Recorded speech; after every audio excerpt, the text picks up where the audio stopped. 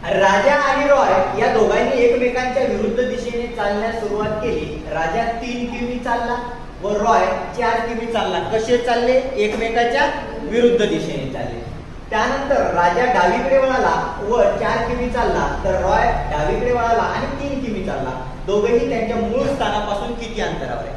आता इथं लोक गडबड करण्याचा काय प्रयत्न करतात? दोघं किती अंतरावर आहे? तो एकाचं 3 आणि एकाचं 4 असं उत्तर येणार नाही।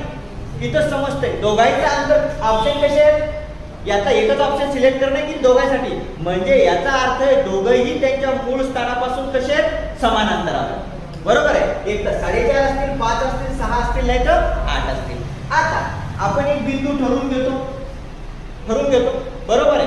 आता याच्यात काही दिशा सांगितली नाही का, पूर्व का पश्चिम? आपण काय म्हणू? एकमेकांच्या विरुद्ध दिशेने। मग एकाला पाठवू उजवीकडे आणि एकाला पाठवू डावीकडे। मग बघा